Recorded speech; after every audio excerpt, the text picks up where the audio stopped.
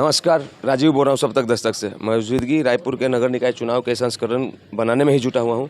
और मौजूदगी की बात की जाए तो अभी वार्ड नंबर 62 में मेरी मौजूदगी है, जहाँ से शहीद राजीव पांडे वार्ड में बैठा हुआ हूँ। और ये वार्ड क्रमांक 62 है, जहाँ से पार्षद पद के लिए उम्मीदवार जो हैं आपके देवेंद्र यादव जी हैं, जो कि कांग्रेस को रिप्रेजेंट कर रहे हैं। और इनके जो महापौर प्रत्याशी हैं श्रीमती दीप्ति प्रमोद दुबे जी हैं, और इन्हीं के सिपाही हैं।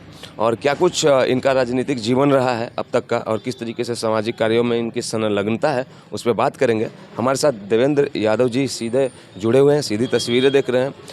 अगर आप इस वार्ड के जनता हैं तो हम संस्करण के लास्ट में आपसे फीडबैक मांगेंगे, ज़रूर लिखिएगा। अब आपको एक संस्करण में आगे बढ़ूँ उससे पहले आपको कुछ बताना चाहता हूँ थोड़ा सा।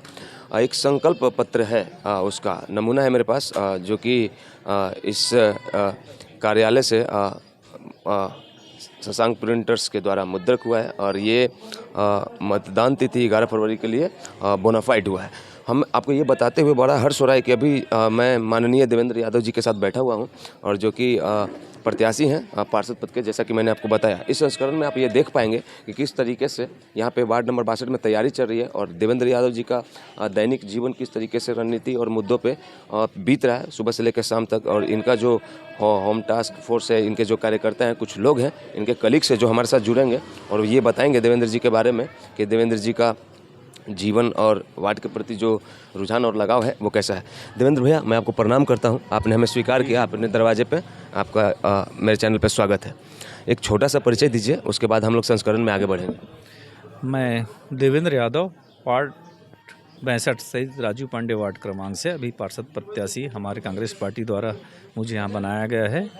और हमको उम्मीद है कि हमारे पूरे कार्यकर्ता, हमारे वार्ड के जनता का आशीर्वाद हमको भरपूर मिलेगा, और यहाँ से हम भरपूर प्रचंड मतों से जीत कर आएंगे। देवेंद्र जी, मैं आपसे ये जानना चाहता हूँ कि ये जो आपकी फ़ाइट है, इससे पहले का राजनीतिक जीवन, अगर पिछले 10 सालों की बात करें या 15 सालों की बात करें, तो आपका ये फ़ाइट कौन सा है, पहला, दूसरा, तीसरा, एक बताइए जरा।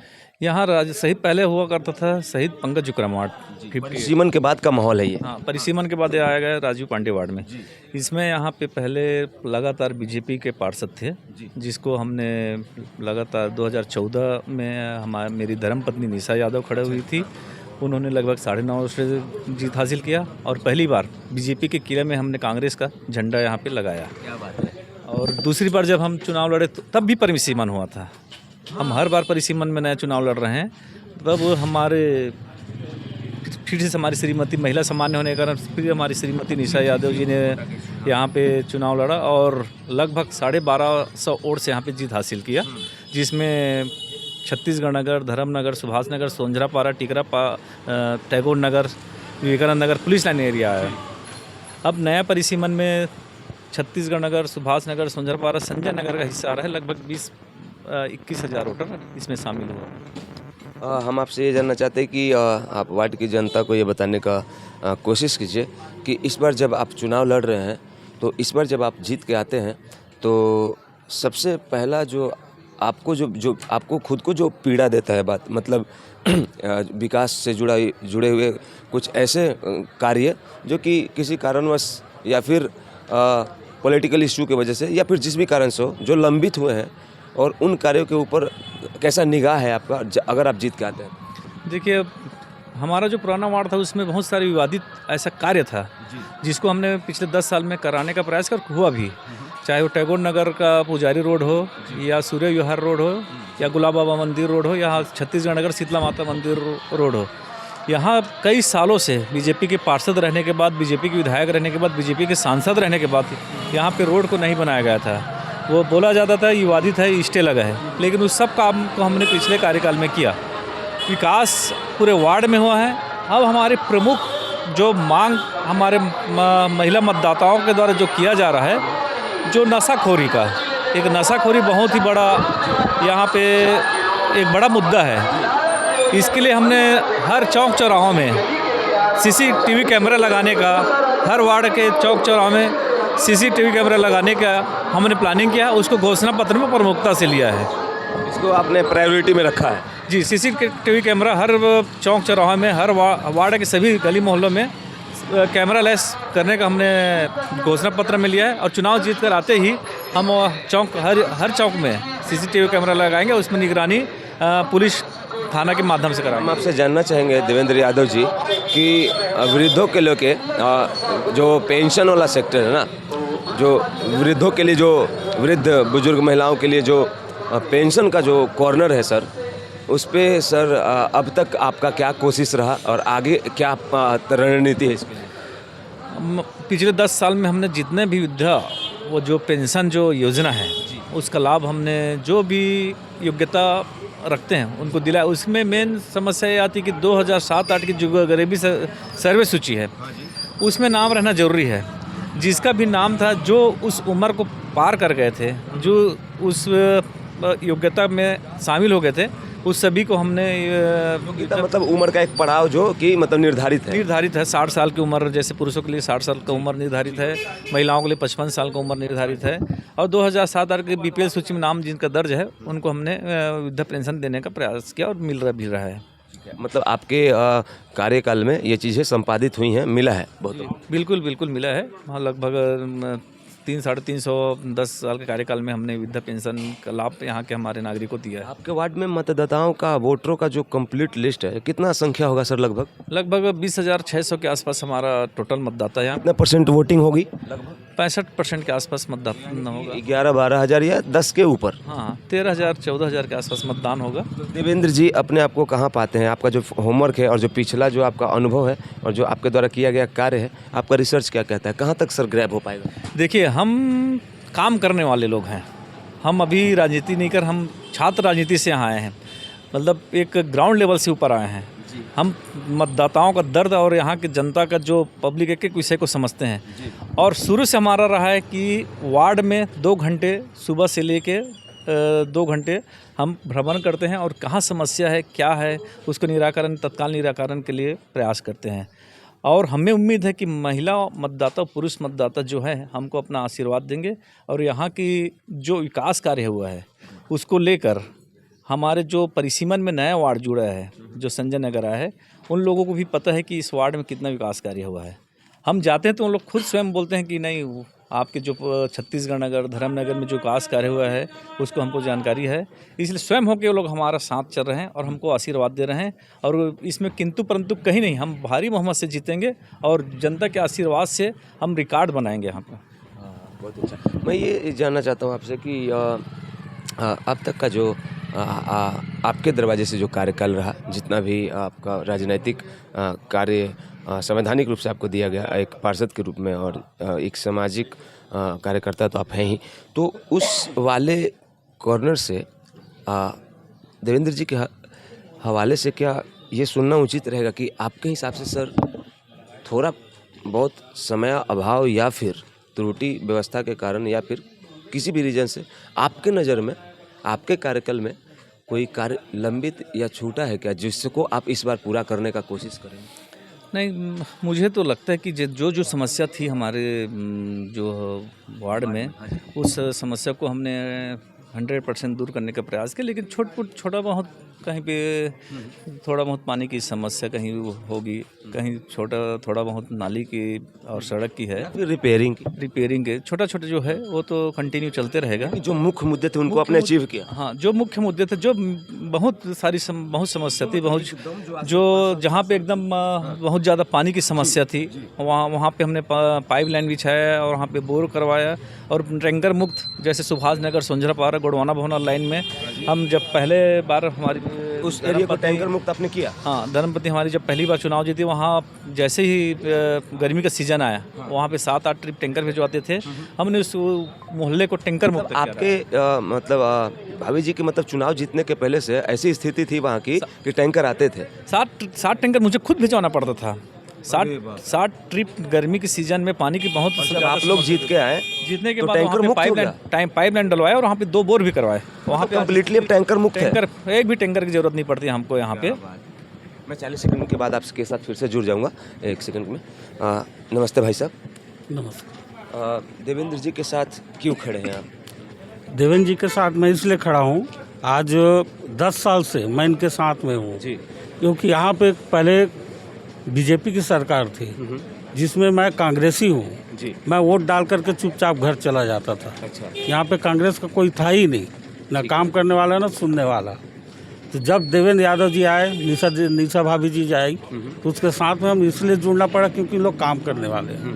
यहाँ पे सबसे अच्छा चर्चित ये है कि आप धर्मनगर में जाकर देखिए, बहुत बड़ा गड्ढा था जहाँ पे गाय भैंस जा करके घुस के मर जाते थे, गिर के मर जाते थे। इतना बड़ा गड्ढा कचरा, वहाँ आप जा करके देखो तो लोग देखने जाते हैं उसको, गार्डन को। और ये कार्य इनके द्वारा हुआ? इनके द्वारा हुआ है। ठीक। दूसरी बात यह है कि यहाँ पे जितने भी हम जैसे एकदम बहुत गरीब है, उनका पूरा हर तरीके से सहायता देवेंद्र यादव जी करते हैं।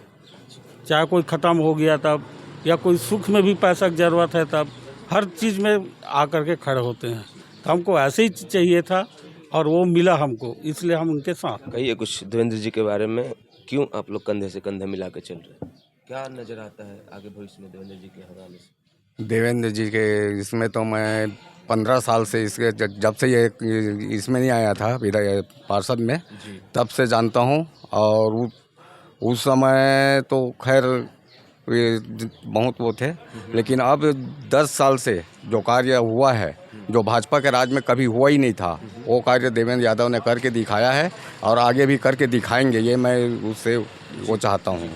हमारे साथ एक भाई साहब और बैठे हुए हैं। अच्छा एक बात बताइए, आप जब भी इनसे मतलब जुड़े या फिर तो सामाजिक रूप से जब ये चुनाव नहीं लड़ते हैं देवेंद्र जी, और इनका जो सामाजिक जीवन होता है एक आम नागरिक के तौर पे, जैसे हम लोग और आप लोग का है, जैसे जीते हैं, मतलब गैर राजनीतिक ज़िंदगी में ये कैसे है, इनका आदर्श स्वभाव क्या इस चुनाव व्यवस्था को प्रभावित करेगा, वोट को प्लस करने में कैसा जीवन रहा है इनका सामाजिक तौर पर? देखिए, मेरा और देवेंद्र भाई का संबंध जो है लगभग 2001 से है। जी। मैं रायपुर शहर जिला कांग्रेस कमेटी का वर्तमान में अभी सचिव हूँ, और इसके पहले मैं लगभग 10 सालों से इस वार्ड का अध्यक्ष रहा हूँ कांग्रेस कमेटी का। तो देवेंद्र भाई का जो है 2014 से कांग्रेस पार्टी ने इन पर भरोसा जताया है। चूँकि पिछले 2 कार्यकाल में यह वार्ड महिला के लिए आरक्षित था, इसलिए देवेंद्र भाई कहा जाए कि पार्षद प्रतिनिधि के रूप में, क्योंकि पार्षद इनकी धर्मपत्नी श्रीमती निशा यादव जी रही हैं, और देवेंद्र यादव जी पार्षद प्रतिनिधि के रूप में जन जन तक इन्होंने कभी ये नहीं सोचा कि ये भारतीय जनता पार्टी का कार्य करता है और मुझे ये कार्य के लिए आदेश कर रहा है। इस प्रकार का बिल्कुल भी देवेंद्र यादव जी का सोच नहीं रहा है। चूँकि मैं कांग्रेस का एक सिपाही हूँ, इस नाते मैं देख रहा हूँ कि देवेंद्र यादव जी हमेशा हमारे वार्ड के कांग्रेस कार्यकर्ताओं को बोलते हैं और करते भी हैं कि पार्षद मैं नहीं हूँ, हमारे जो वार्ड के कांग्रेस के एक जो बूथ अध्यक्ष आप तो चाहे वार्ड अध्यक्ष हो या बूथ अध्यक्ष हो, पार्षद आप लोग होंगे, सिर्फ नाम मेरा होगा।